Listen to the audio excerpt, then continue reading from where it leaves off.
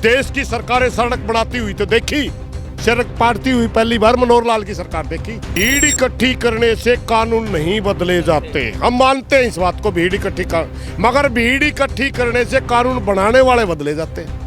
ये बहुत ही नीच हरकतों तक उतर चुके हैं, मगर ये किसान आंदोलन के बाप की पपोती नहीं है। हमें रखवाली करनी पड़ती है कि आरएसएस के गुंडे बेच करके हमारे आंदोलन को बदनाम करेंगे। तो वो कहा करते काला चोर ने वोट दे दियो, इन कच्छाले अन्ना दे दियो, कत्थाले अगर किसी दिन आगे तो ये देश ने बेच के खा देंगे, वो सच्चाई हो रही है। सुरेश कोत की ये भाषा किसान की भाषा है या फिर इनेलो के प्रवक्ता की भाषा है? इन्होंने 6,800 करोड़ रुपए मोदी ब्रांड बनाने के लिए खर्च कर रखे मेरे भाई। दिल्ली हमारी राजधानी नहीं है क्या इस देश का किसान राजधानी अपनी राजधानी में नहीं जा सकता क्या? लेकिन वो तो कहते हैं कि हमने तीनों कानून फायदेमंद बनाए हैं, एक बार गोली लेकर तो देखिए। आप क्या चाहते हैं कि पूरी की पूरी 60% जनता सड़कों पर निकल जाए भूखी मेरे? क्या चाहते हैं आप? मात्र आधा % पूंजीपतियों के लिए सस्ते मजदूर पैदा करने के लिए आप पूरी की पूरी खेती को कारपोरेट के दे देंगे? कहीं पर भी इलेक्शन होगा बीजेपी को हराने के लिए जाएंगे। जब तक ये आंदोलन चलेगा एंटी बीजेपी कैंपेन चलाएंगे। किसान नेता सुरेश कोत अभी हमारे साथ मौजूद है, जो ये कहते हैं कि किसानों की मांग पूरी होगी, लेकिन 10 महीने का समय बीत गया। प्रधान साहब, आखिरकार कब तक लोगों से खिलवाड़ आप करते रहेंगे? ऐसा सरकार की तरफ से आरोप लगाए जा रहे हैं। भाई सरकार तो आरोप लगाएगी, सरकार का काम है। उसने 9-10 नाम हमारे को दिए, हम उनका स्वागत करते हैं। कभी खालिस्तानी, कभी अलगाववादी, कभी कल हमारे को नक्सली बता दिया, हमने न्यू मेरा नक्सली किस चिड़िया का नाम है। वो उनका काम है, हमारा काम नहीं है। हमारा काम इस देश की जनता को मुद्दों को लेकर के बॉर्डर पे बैठे, और जब तक सरकार हमारी नहीं सुनती, बात पूरी नहीं होती, हम बगैर जीते घर नहीं आते। का बात आपने सुनी नहीं, आर या पार क्या करें नहीं। अब की बार आर शब्द हमने हटा दिया, सिर्फ पार, सिर्फ जीतने के बाद ही। मैं आपको एक छोटी सी बात बता दूं, एक बार एक बयान आया था हमारे भारत के कृषि मंत्री का कि भीड़ इकट्ठी करने से कानून नहीं बदले जाते। हम मानते हैं इस बात को, भीड़ इकट्ठी कर, मगर भीड़ इकट्ठी करने से कानून बनाने वाले बदले जाते हैं। बात या तो मान जाएंगे, वरना जितने भी इलेक्शन आएंगे, जैसे वो उत्तर प्रदेश का है, हम एंटी बीजेपी कैंपेन चलाएंगे। कहीं पर भी इलेक्शन होगा बीजेपी को हराने के लिए जाएंगे। मतलब आपको कानून वापस कराने से मतलब नहीं है, बीजेपी का विरोध करने से मतलब है? नहीं नहीं नहीं नहीं, पहले सबसे पहले ये हमारी ये बात समझिए, हम विरोध क्यों कर रहे हैं। अगर आज मान जाता है मोदी तो हमें कोई लेना देना नहीं, कौन हारता उत्तर प्रदेश में, कौन जीतता, हमारे के बुआ के बेटे हैं। हम दुखी इस बात से हैं, हम दुखी इस बात से है कि खून तो हमारा पहले वाले भी चूसते थे, तंग तो किसान को पहले वाले भी करते थे, इतने भले नहीं थे, क्योंकि ये कानून 2012 में भी आए थे। उस समय किसानों ने विरोध कर दिया, मगर उनमें इसमें इतना अंतर था, उन्होंने विरोध को देखते हुए स्टैंडिंग कमेटी में भगा दिए, आज तक दोबारा नहीं आए। ये अपने आप को तानाशाह समझता है, ये कहता है कि मैंने जो कर दिया मैं फाइनल वापस नहीं लूंगा। क्योंकि आपको पता है क्यों? 6,800 करोड़ रुपये मात्र एक बात के लिए लगा दिए न, मोदी है तो मुमकिन है, सिर्फ इस बात के पास करवाने के लिए। और इस किसानों का आंदोलन ने पूरे देश के अंदर इनका चेहरा नंगा कर दिया कि ये मोदी जो है ना, इससे गंदा प्रधानमंत्री तो पहले आया ही नहीं कोई, इससे झूठा प्रधानमंत्री पहले कभी आया ही नहीं, इससे बहरूपिया प्रधानमंत्री कभी आया ही नहीं। ये तो भारतवर्ष की जनता को जलील किए घूम रहे हैं, जब पूरे देश के अंदर कल बीजेपी के लोग तो तमाम ढोल बजाकर, ढोल पीटकर ये कहते हैं कि ऐसा प्रधानमंत्री पूरी उम्र कभी नहीं मिल सकता। मैं इनकी सबसे बड़ी झूठ में बताऊं, यूएन में हमारे प्रधानमंत्री मानव अधिकार पर भाषण देने गए, पिछली साल प्रधानमंत्री ने अचानक पूरा देश बंद कर दिया, 700 से ज्यादा किसान रोड के ऊपर चलते हुए मारे गए, उनका मानव अधिकारी ने नजर नहीं आया। 1200 किलोमीटर पैदल चलने के बाद बंबई से बिहार एक परिवार जा रहा था, और ज्यादा थकान की वजह से रेलवे लाइन पर सो गया, पीछे से रेल आ गई, सारा का सारा परिवार कट के मर गया। तब मानव अधिकारी इनको याद नहीं आया, मजदूर भाई थे, गरीब थे, इसलिए याद नहीं आया। छोटे छोटे बच्चे बैगों पर सोए देख के लोगों ने, तब मानव अधिकारी याद नहीं आया। पूरा देश एक झटके में बंद कर दिया नोटबंदी के नाम पर, और सैकड़ों आदमी उसमें मारे गए, लाइनों में लाठी चार्ज किया पुलिसों ने। तब मानव अधिकार नजर नहीं आया? 600 से ज्यादा किसान बॉर्डरों के ऊपर बैठ करके शहादत पाजो दे दी, तब मानव अधिकार या लेकिन वो तो कहते हैं कि ये किसान ही नहीं है, ये तो विपक्ष के भेजे हुए कुछ चुनिंदा लोग हैं। अरे मेरे भाई, इतने बेशरम लोगों का क्या तो हमें इनका जवाब देते देते थक गए कि आप टेस्ट तो करिए कौन है। मुद्दे तो किसान के है ना, तीनों कानून किसान के है ना, एमएसपी किसान मांगता है ना, आप उसको लागू करके दिखाइए, फिर कौन बैठता है पर देखते हैं।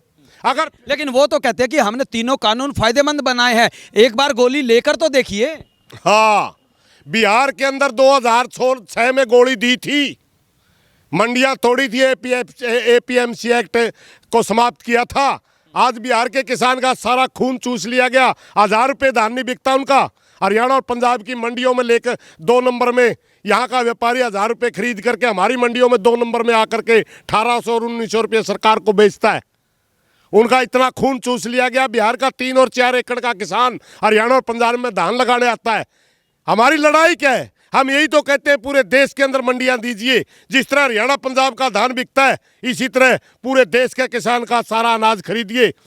वो कहते हैं हम हरियाणा पंजाब को भी बिहार की तरह बर्बाद करेंगे। हम कहते हैं पूरे देश के किसान को हरियाणा और पंजाब की जो 2 फसलें आप खरीदते हैं उसकी तरह एमएसपी दीजिए, ताकि इस देश की जीडीपी ऊपर उठे, ताकि इसके देश के किसान की जेब में पैसा आए, ताकि किसान के खेत में जो मजदूर काम करता है उसकी जेब में पैसा आए और वो बाजार से अपने बच्चों को पढ़ाए, अच्छा विकास को दे। लेकिन प्रधान साहब, आपको नहीं लगता कि आज जैसा कि आपने भी बताया कि 500 से ज़्यादा अभी तक किसानों की मौत हो चुकी है, 600 से ज़्यादा शहादत हो चुकी है, इसके लिए जिम्मेवार कौन है? आपकी आत्मा नहीं रोती कि जब आपके सामने 600 परिवार बेघर हो गए, उनके बच्चे क्या करेंगे, वो विधवा महिला क्या करेंगी? आप अभी भी अपनी बात पर अड़िग हैं कि हम नहीं जाएंगे?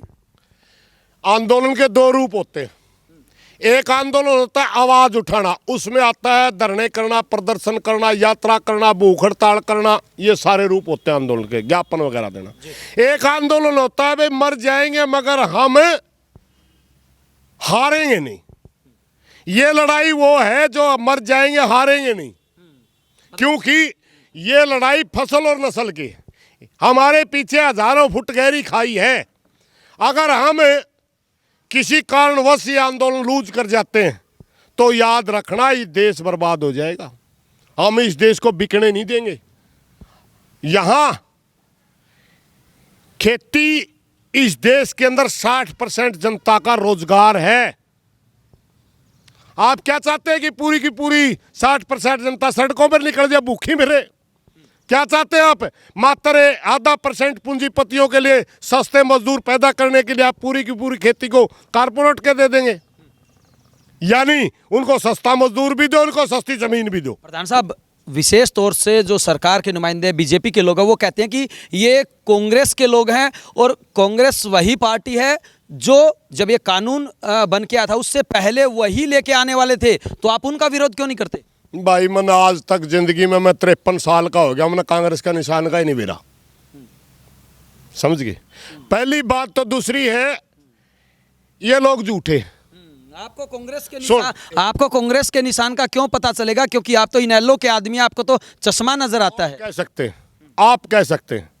अगर मैं किसान स्टेज पर बैठ करके कोई राजनीतिक भाषा बोलता हूं तो अलग। अगर कोई किसान है कांग्रेस को वोट दे रहा है तो क्या वो किसान नहीं रहता? अगर कोई किसान इनेलो को वोट दे रहा है, क्या वो किसान नहीं रहता? शर्म करिए बीजेपी वालों, गन्ने का रेट बढ़ा था और मुख्यमंत्री के सामने जो गन्ना लेकर के किसान बन के गए थे, पता करिए सारी जिंदगी खेत में गए हो तो पूरी जिंदगी उन्होंने खेत का ड्योड़ का पता नहीं।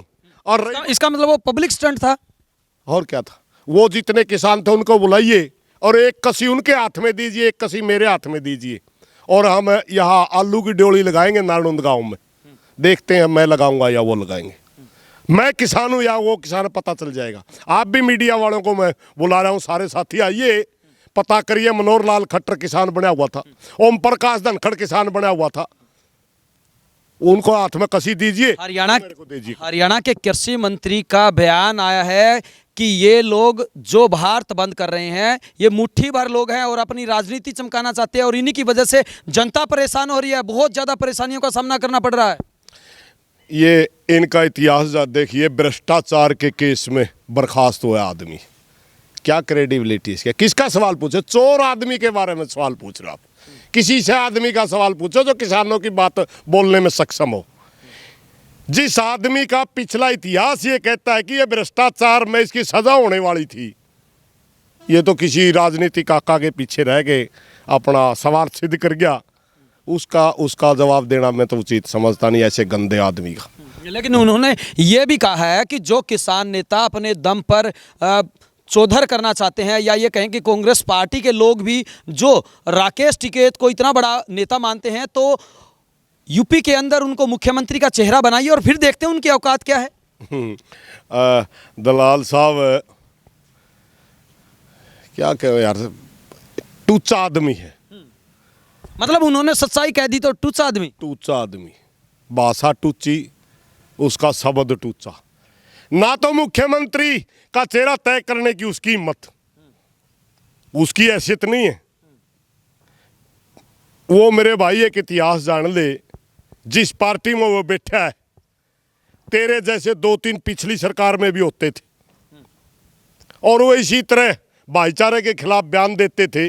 50-50 हज़ार से आ रहे, और मुझे उम्मीद नहीं लगती आगे भी उनका भाईचारा कोई साथ देगा।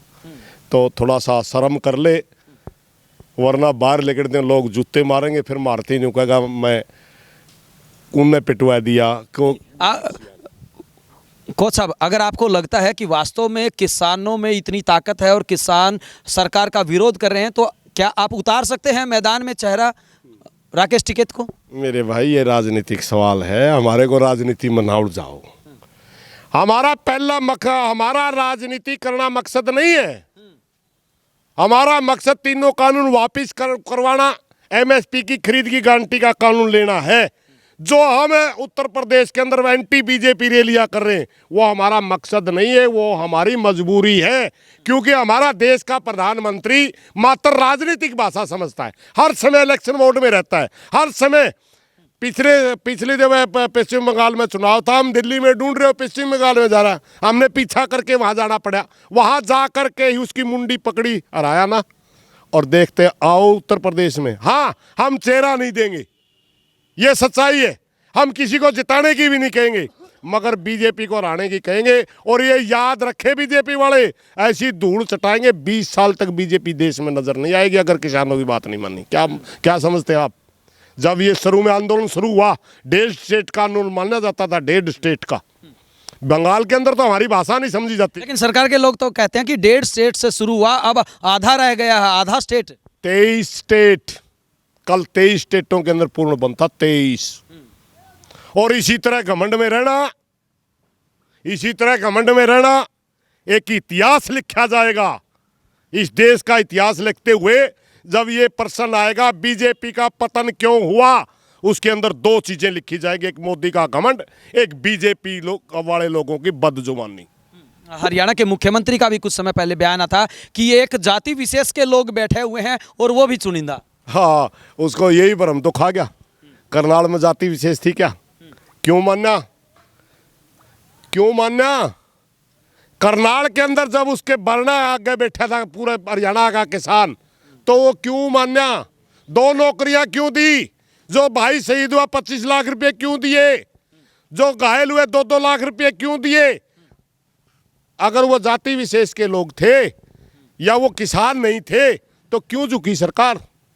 दोगले लोग हैं। एक तरफ गेट के नीचे पैर पकड़ते हैं, डीसी माफी मांग रहा था, उधर कहता था किसी तरह पीछा छूटो, माफी मांग रहा था किसानों से डीसी। और दूसरी तरफ बाहर निकल करके ये बेहुदे बयान देते हैं। इनको शर्म आनी चाहिए। हम किसान थे, किसान हैं और किसान रहेंगे मेरे भाई। इन शब्दों से कुछ बनने वाला नहीं। आपने किसान की बात माननी पड़ेगी, हर हालत में माननी पड़ेगी। अब तो हरियाणा में भी ऐसे हालात है कि अगर कोई परीक्षा ली जाती है तो युवा बच्चों से ये पूछा जाता है कि गृह मंत्री की रुचि बताओ किस चीज़ में है, इस तरह की बातें पूछी जाती हैं। तो आपकी सुनवाई कब होगी? चमचागिरी की अदोली,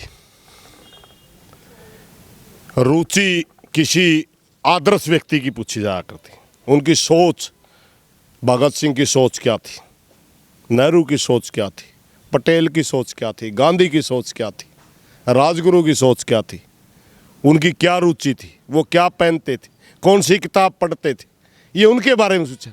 एक ऐसे बेहुद्दे आदमी के बारे में प्रश्न पूछ रहे हैं, एक ऐसे बेहुद्दे आदमी के बारे में प्रश्न पूछ रहे हैं जिसको यही पता नहीं कि सिख भाई जो कृपान रखते हो हथियार नहीं होता। वो बयान देता किसानों के पे, ये तो गदर कर रहे हैं, ये हथियार लेके घूम रहे हैं। अरे मेरे भाई, जो 5 का इनके जो चिन्ह है सिख भाइयों के, उनमें कृपान एक चिन्ह है, उनका धार्मिक चिन्ह है। अगर मैं मेरे गले में हिंदू होने के नाते त्रिशूल टांगता हूं या हनुमान की गदा टांगता हूं तो मेरा धार्मिक चिन्ह है, वो हथियार नहीं है। ऐसे बेहुद्दे आदमी आका और रुचि पूछते हैं। उसकी रुचि है बकवास करना, उसकी रुचि है किसी तरह दाव लग जे, बकवासबाजी करके तने भी कुर्सी त्याजे। लगातार सुप्रीम कोर्ट की तरफ से भी बयानबाजी आ रही है और सरकार भी मीटिंग पर मीटिंग कर रही है, सिर्फ ये बताने के लिए कि अब सरकार सख्ताई के मूड में है और जल्द ही जनता को सुविधाएं देते हुए रास्ता खुलवाया जाएगा। सुप्रीम कोर्ट का कोई आदेश हमारे पास नहीं आया, ना ही हम पार्टी। सुप्रीम कोर्ट का आदेश स्टेट गवर्नमेंट को आया था, वो उन्होंने जवाब क्या दिया हमें कोई लेना देना नहीं। हमारे पास अगर सुप्रीम कोर्ट जवाब मांगता तो हम अपना जवाब देते, क्योंकि ये रास्ता हमने रोका ही नहीं मेरे भाई। जिस रास्ते की बात कर रहे हैं, हम तो दिल्ली जा रहे थे, बैरिकेडिंग तो उसने लगाई ना, दिल्ली पुलिस ने। आप कहते हैं अपना रास्ता क्यों रोका? हमने कब रोका? कहते बैरिकेडिंग हटा दो, तब क्या करोगे? जहां जा रहे थे वहां जाएंगे। रोक तो दिल्ली पुलिस ने रखा ना। दिल्ली हमारी राजधानी नहीं है क्या? क्या इस देश का किसान राजधानी अपनी राजधानी में नहीं जा सकता क्या? उल्टे काम खुद करें, कानून खुद तोड़े। देश की सरकारें सड़क बनाती हुई तो देखी, सड़क पाटती हुई पहली बार मनोहर लाल की सरकार देखी। देश की सरकारें, लेकिन वो तो कहते कि हमने विकास के झंडे गाड़ दिए। अरे देश की सरकारें कानून व्यवस्था बनाती हुई तो देखी। ये देश की पहली सरकार है जो कानून व्यवस्था खुद बिगाड़ती है। वहां बॉर्डरों के ऊपर हमें रखवाली करनी पड़ती है, हमें रखवाली करनी पड़ती है कि आरएसएस के गुंडे बेच करके हमारे आंदोलन को बदनाम करेंगे। पता आपको कितनी बुरी साजिश रचते हैं। हमारे आंदोलनों के अंदर शराबी तक बेच देते हैं, शराबों की पेटियां बेच देते हैं आपस में लड़वाने के लिए। ये बहुत ही नीच हरकतों तक उतर चुके हैं। मगर ये किसान आंदोलन के बाप की पपोती नहीं है। ये देश के किसान का आंदोलन है, देश के अन्नदाता का आंदोलन है, ये देश के सबसे बड़े राष्ट्र भगत देशभक्त का आंदोलन है। इनके बस की बात नहीं है, टूटने वाला नहीं। कोच साहब, पिछले 10 महीने से आप लगातार डटे हुए हैं, क्या लगता है क्यों सरकार नहीं मान रही? क्योंकि कभी भी कोई भी आंदोलन होता है, इतना लंबा आंदोलन कभी नहीं चलता है, तो वजह क्या है आपके अनुसार? क्या लगता है, क्या इसके पीछे कारण हो सकता मुख्य? मैंने आपको बताया तो था, आपको शायद वो पर्सन याद नहीं रहा। इन्होंने 6,800 करोड़ रुपये मोदी ब्रांड बनाने के लिए खर्च कर रखे मेरे भाई।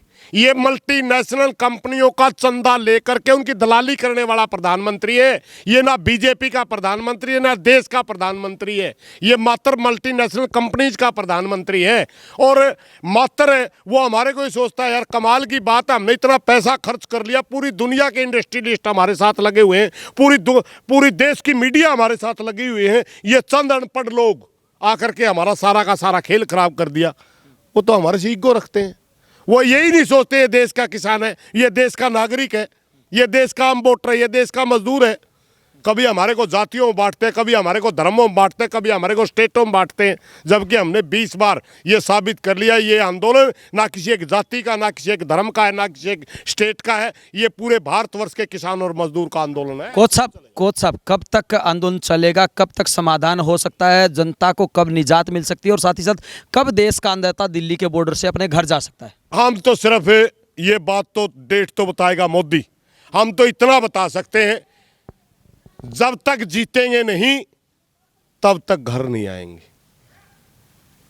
बिल वापसी तो घर वापसी नहीं वही है। ये तो आप पहले दिन से कहने लगे थे, 10 महीने का समय बीत गया। फिर हम अपनी बात से मुकरे तो नहीं। अपनी बात पर डिग है या नहीं है, क्योंकि हमें पहले पता है ये कानून बहुत खतरनाक कानून। किसान की मंडी के बगैर किसान की दुर्गति होनी है। कॉन्ट्रैक्ट फार्मिंग अगर आ गई तो इस देश के अंदर बड़ी बड़ी कंपनियां फार्म वो करेंगे, हमारे सारे बच्चे बेरोजगार होने हैं। तो क्या जो आने वाले समय में 5 राज्यों में चुनाव होने हैं वहां पर आप जाएंगे किसान? बीजेपी कैंपेन चलाएंगे भाई, ये तो हमारा फैसला है, बंगाल चुनाव से पहले ही कर लिया था। जब तक ये आंदोलन चलेगा एंटी बीजेपी कैंपेन चलाएंगे। अभी हरियाणा में उपचुनाव की घोषणा हुई है, 30 तारीख को इलाहाबाद का चुनाव होना है, तो ऐसे में क्या वहां पर भी विरोध करेंगे किसान? भाई हमारा फैसला बंगाल के चुनाव से पहले हो लिया था, चाहे म्युनिसिपल कमेटी का चुनाव आए, चाहे सरपंची का आए। हम अगर वहां प्रचार नहीं करेंगे तो इतना बयान तो जरूर देंगे, मैं बीजेपी को वोट नहीं देना, बीजेपी के एंटी। हमें जिताने के लिए किसी को नहीं कहना, हमने ये कहना इनका सुपड़ा साफ कर दो, क्योंकि ये लोग हैं वो हैं। हमारे बुजुर्गों की बात भूल गए हम। हमारे हरियाणा के अंदर एक कहावत होती थी, पहले वो इतनी बातों को तो जानते नहीं थे, कौन किसा संगठन का है क्या नाम है। उन्होंने वो कहा करते, काला चोर ने वोट दे दियो, इन कच्छाले ना दे दियो, कच्छाले अगर किसी दिन आ गए तो ये देश ने बेच के खा जाएंगे। वो सच्चाई हो रही। हम ये जरूर कहेंगे कि बीजेपी को बिल्कुल मसल देना है, बाकी मर्जी किसानों की, किसी को। बड़ौदा उपचुनाव की तरह पूरी जो बीजेपी है, पूरी जो सरकार है, वो अब इलाहाबाद में नजर आएगी, गठबंधन सरकार के लोग नजर आएंगे, तो क्या किसान वहां जाएंगे विरोध करने? वहां हम घुसने ही नहीं देंगे इनको। वहां का इलाहाबाद के किसान को आप किसान नहीं मानते क्या? इलाहाबाद का किसान इतना मजबूत किसान है, इलाहाबाद की 40 ट्रैली खड़ी है टिकरी बॉर्डर के ऊपर। क्या आप समझते हैं 10 महीने का आंदोलन लड़ने के बाद वो बीजेपी वालों को प्रचार करने देंगे? एक एमएलए की जो हालात वहां हुई थी ना पंजाब में, एक एमएलए के हालात, कपड़े नहीं थे शरीर पे। जब जाएंगे पता चलेगा, जब जनता को फेस करेंगे ना तभी तो पता चलेगा ना जनता कितनी नाराज है। इलाहाबाद के अंदर बीजेपी वाले घुसेंगे तभी तो जो इलाहाबाद के किसानों का पता चलेगा। सुरेश कोत की ये भाषा किसान की भाषा है या फिर इनेलो के प्रवक्ता की भाषा है? मैंने पहले दिन से साफ कर रखा है, जब तक ये आंदोलन है मैं आपने किसी पार्टी के किसी प्रोग्राम में नहीं देखाऊंगा। जिन रैली में थे? नहीं था। कौन कहता है? जिन रैली में थे हमारे पास नहीं थे। तेरी फुटेज लियाकड़ा है, झूठ बोलने का कोई तेरे को लाइसेंस मिल रहा है? नहीं, हमारे पास फुटेज है। मेरे पास फुटेज है, मैं सिंगू बॉर्डर पे था, सारा बॉर्डर गवाह है। जी बिल्कुल, ये थे किसान नेता सुरेश कोथ, जिनकी तरफ से ऐलान किया गया है कि भले ही कितना ही लंबा समय लग जाए, लेकिन किसी भी हाल में जब तक कानून वापसी नहीं तब तक घर वापसी नहीं। इससे भी एक कदम आगे इन्होंने ये भी साफ कर दिया है कि पहले दिन से ही किसान ये ऐलान कर चुके हैं कि वो हर हाल में बीजेपी का विरोध करेंगे, और ऐसा ही नज़ारा अब हरियाणा के इलाहाबाद के उपचुनाव में भी देखने को मिलेगा, जहां पर किसी भी बीजेपी के नेता को घुसने से पहले 10 बार सोचना पड़ेगा। अब ये आने वाला समय ही बताएगा कि आखिरकार क्या किसान इसी तरीके से आगे भी विरोध करते हैं या फिर बीजेपी जिस प्रकार से दावा करती है जीत का, वो दावा सच साबित होता है। वीडियो जर्नलिस्ट अमित कुमार के साथ अजय लोहान, बिंदास हरियाणा।